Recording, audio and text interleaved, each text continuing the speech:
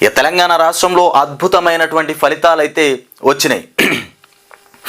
తెలంగాణ రాష్ట్రంలో అద్భుతమైనటువంటి ఫలితాలు వచ్చినాయి. మొత్తానికి బీఆర్ఎస్ పార్టీని ఓడించినటువంటి ప్రజలు ఇక అధికారంని కాంగ్రెస్ పార్టీకే పట్టం కట్టిరు. అసలు ఇది కాంగ్రెస్ పార్టీ యొక్క ప్రచారం కాదు, బీఆర్ఎస్ ప్రచారం చేయకపోవడం కాదు, ప్రజలు బీఆర్ఎస్ పార్టీ మీద విపరీతమైనటువంటి వ్యతిరేకం ఏర్పడింది. అందుకే మొత్తానికి కాంగ్రెస్ పార్టీని అధిక మెజారిటీతో అధిక సీట్లను అయితే గెలిపించిండ్రు. ఇది ప్రజా తీర్పుగానే భావించాలి. ఇంకొక విషయం ఏంటంటే 8 చోట్ల బీజేపీ, 7 చోట్ల ఎంఐఎం, 1 చోట సిపిఎం, ఇలా సిపిఐ, ఇలా చూసుకుంటే మొత్తానికి ఈ నియోజకవర్గాలలో బీఆర్ఎస్ పార్టీకి ఓటు మాత్రం పడకుండా మొత్తానికి అంటే వ్యతిరేకంగానే ఓట్లు వేసిండ్రు. కాబట్టి బీఆర్ఎస్ పైన, కేసీఆర్ పరిపాలన పైన వ్యతిరేకంగా మారిపోయినటువంటి ప్రజలు ఇది ప్రజా తీర్పుగానే భావించాలి.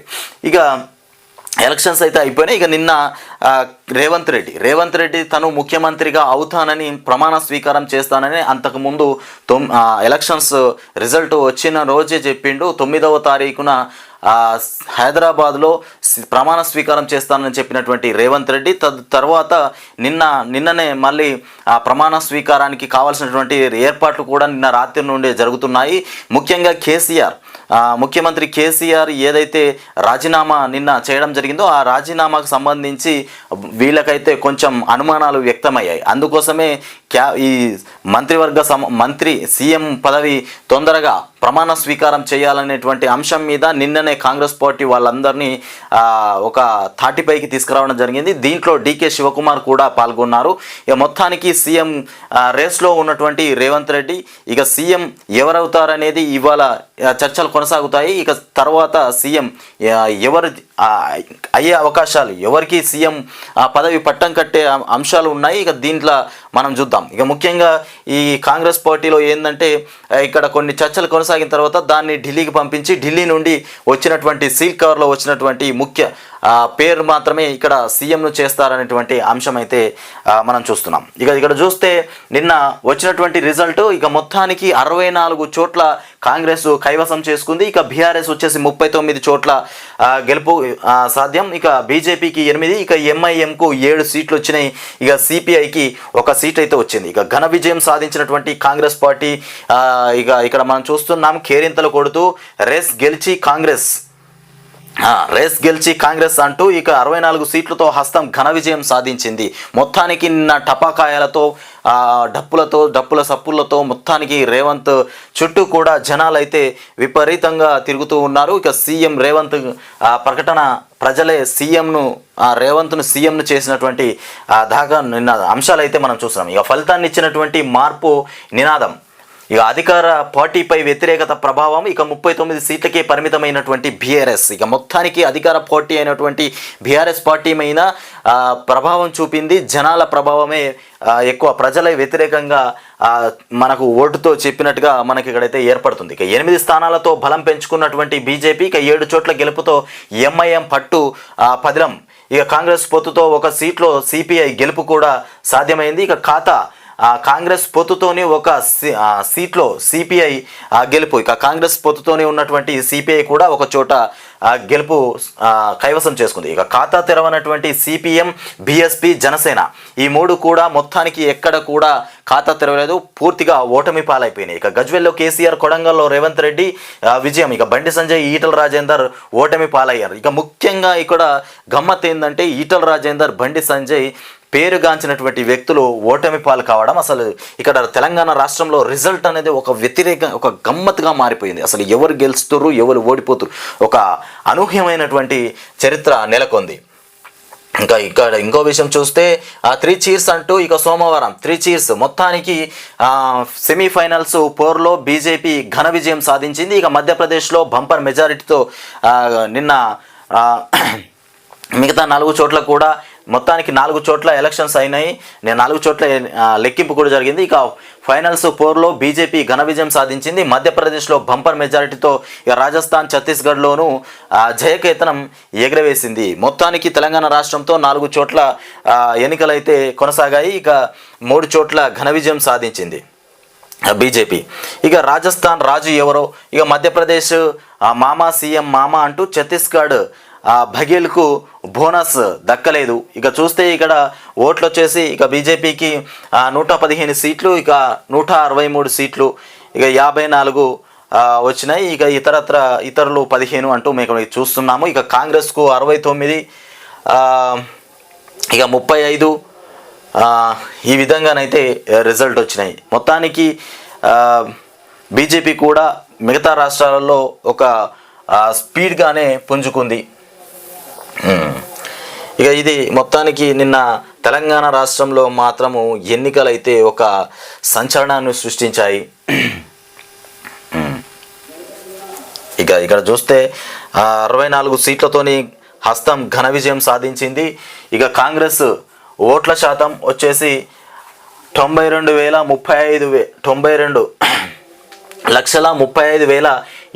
ఇక 39.40% పోలింగ్ అయితే 40% అంటూ ఇక్కడ చూస్తున్నాం మనము. ప్రధాన పార్టీలకు ఓట్ల సీట్ల తీరిది, ప్రధాన పార్టీలకు వచ్చినటువంటి ఓట్లు ఇక్కడ కాంగ్రెస్ పార్టీకి 92,35,792 ఓట్లు వచ్చినాయి.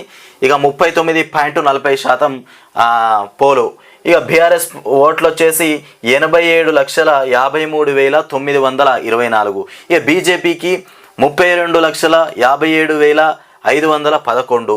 ఇక ఎంఐఎంకు 5,19,379 ఓట్లు అయితే వచ్చినాయి. ఇక అత్యధిక మెజారిటీ 85,576. ఇక కేపీ వివేకానంద కుత్బుల్లాపూర్ బీఆర్ఎస్ అత్యధిక మెజారిటీ. ఇక అత్యల్ప మెజారిటీ కాలే యాదయ్య చేవల్ల బీఆర్ఎస్ పార్టీకి సంబంధించినటువంటి వ్యక్తి 85, అత్యధిక మెజారిటీ 85,576 ఓట్లతోని విజయం సాధించినటువంటి కేపీ వివేకానంద. ఇక నేడు సిఎల్పి భేటీ. ఇక ప్రభుత్వ ఏర్పాటు కోసం గవర్నర్ తమిళిసైని కలిసినటువంటి డీకే ఠాక్రే, రేవంత్ రెడ్డి, ఉత్తమ్ మల్రెడ్డి. ఇక ప్రభుత్వ ఏర్పాటు కోసం మొత్తానికి గవర్నర్ కలిసినటువంటి డీకే ఠాక్రే, రేవంత్ రెడ్డి ప్రభుత్వ ఏర్పాటు కోసం గవర్నర్ను కలిసిండ్రు. ఇక ఈ హ్యాట్రిక్ వచ్చే హ్యాట్రిక్ గ్యారెంటీ. ఇక సార్వత్రిక ఎన్నికల్లో గెలుపుపై ధీమా వ్యక్తం చేసినటువంటి ప్రధాని మోదీ ఈ ఫలితాలు అహంకార కూటమికి గట్టిగా హెచ్చరిక. ఇక బీజేపీ ప్రధాన కార్యాలయంలో ప్రసంగించినటువంటి ప్రధాని అంటూ మనం ఇక్కడ వార్త అయితే చూస్తున్నాం. ఇక జేఎన్టీ కిల్లర్. ఈ కామారెడ్డిలో కేసీఆర్, రేవంత్ రెడ్డిలను ఓడించినటువంటి వెంకట రమణారెడ్డి. కామారెడ్డిలో ఇక ట్విస్ట్ ఏంటంటే కామారెడ్డిలో రేవంత్ రెడ్డి, కేసీఆర్ను ఇద్దరిని కూడా సీఎం అభ్యర్థులను ఓడగొట్టేసిండ్రు. మొత్తానికి అక్కడ బీజేపీ క్యాండిడేట్ను వెంకట రమణారెడ్డిని ఇక గెలిపించినట్టుగా మనం ఇక్కడ చూస్తున్నాం.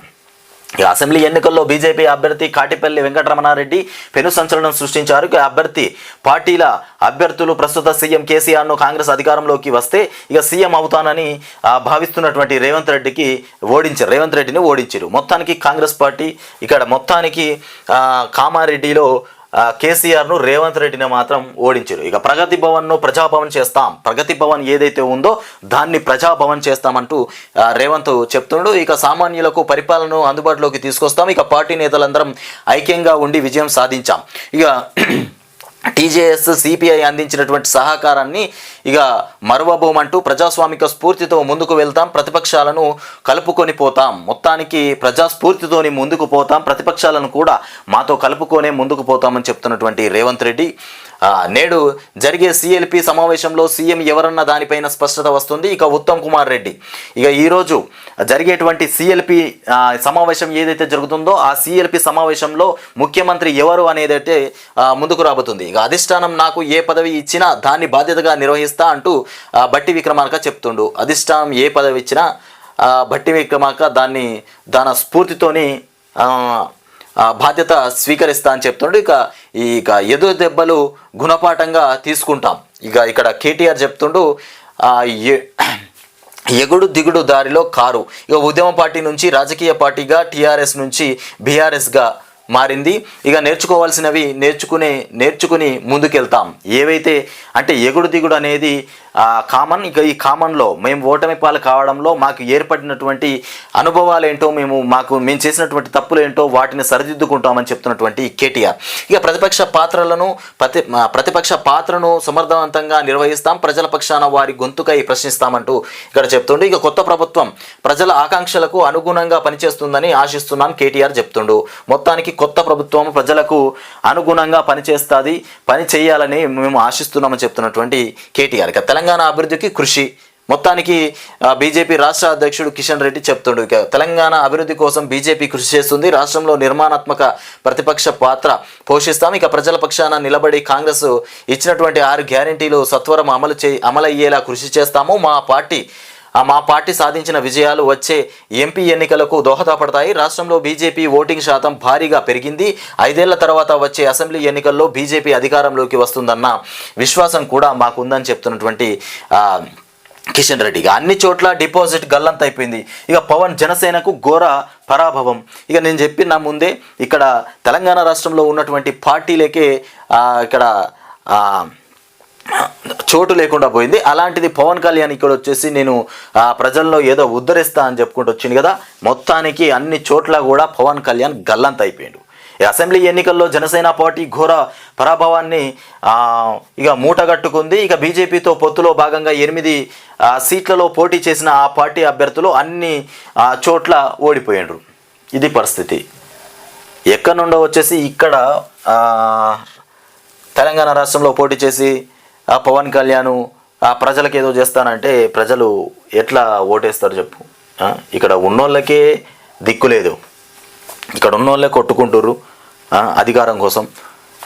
పవన్ కళ్యాణ్కు ఓట్లేసి గెలిపిస్తారని ఎట్లా భావించిండు పవన్ కళ్యాణ్?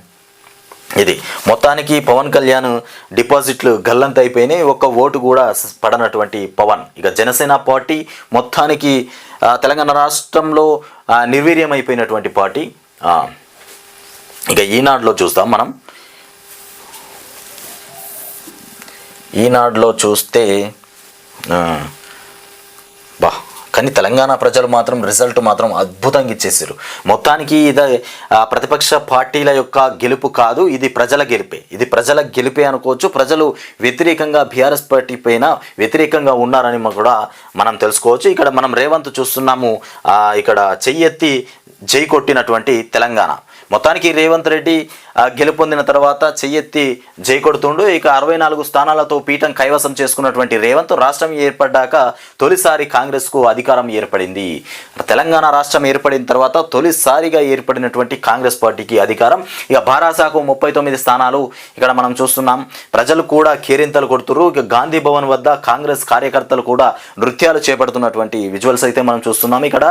ఇక అదే కాకుండా ఇక రాష్ట్రంలో సంపద కొంతమంది చేతుల్లోకి వెళ్ళడం సహించని ప్రజలు ఇక ఇందిరమ్మ రాజ్యం రావాలని కాంగ్రెస్ పార్టీని ఆశీర్వదించారు.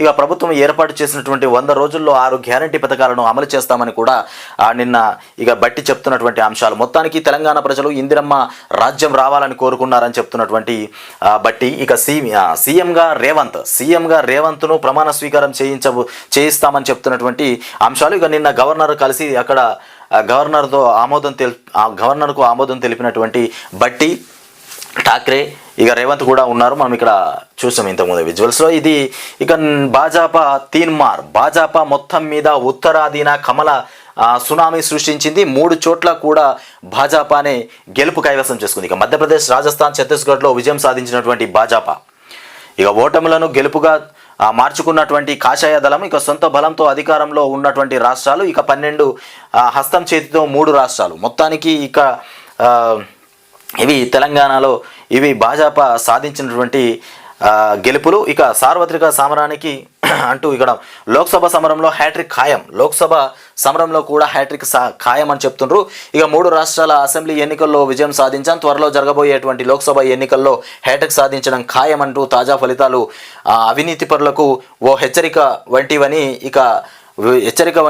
ఇక స్వాలంబన, పారదర్శకత, సుపరిపాలన అనేటువంటి నా జెండాను తాజా ఎన్నికల్లో ప్రజా తీర్పు ద్వారా బలపరుస్తున్నట్లయింది. ఇక కాబట్టి కుటుంబ రాజకీయాలు చేసేటువంటి వారందరినీ ఒకే వేదిక పైన తీసుకువస్తే అదొక మంచి ఫోటోగా మారి పత్రికల పతాక శీర్షికలకు ఇక బాగుంటుంది. అంతేగాని ఆ పక్షాలు ప్రజా విశ్వాసాన్ని చురగొనలేవు. ఆ కుటుంబ పాలన ఏదైతే ఉందో ఫోటోలకు మాత్రమే పనిచేస్తుంది, కానీ వాటిని ప్రజల్లో వాటికి స్థానం లేదని చెప్తున్నటువంటి మోదీ ఇక సార్వత్రిక సమరానికి సెమీఫైనల్స్గా భావిస్తూ వచ్చిన శాసనసభ ఎన్నికల్లో హిందూ రాష్ట్రాల్లో కాషాయ జెండా రెపరెపలాడింది. ఇక ఆదివారం చేపట్టినటువంటి ఓట్ల లెక్కింపులో ఉత్తరాదిన కమలం విరబూసింది. మొత్తానికి నిన్న 3 చోట్ల కూడా కమలమే కైవసం దక్కించుకుంది, విజయం సాధించిందంటూ మనం ఇక్కడ వార్త అయితే చూస్తున్నాం. ఇక నిన్న ఇక్కడ తెలంగాణ రాష్ట్రంలో మాత్రం కేసీఆర్ను మట్టున పెట్టినటువంటి తెలంగాణ ప్రజలు. మొత్తానికి ఇక్కడ తెలంగాణ రాష్ట్రంలో ఏం జరిగిందంటే తెలంగాణ రాష్ట్రంలో ప్రజలే పూర్తిగా వ్యతిరేక మద్దతు ప్రకటించిండ్రు. కేసీఆర్ మాకు వద్దు అంటూ చెప్పినటువంటి అంశాలు గ్రేటర్ హైదరాబాద్లో మాత్రం బీఆర్ఎస్ పార్టీకి పూర్తి మద్దతు ఇచ్చిండ్రు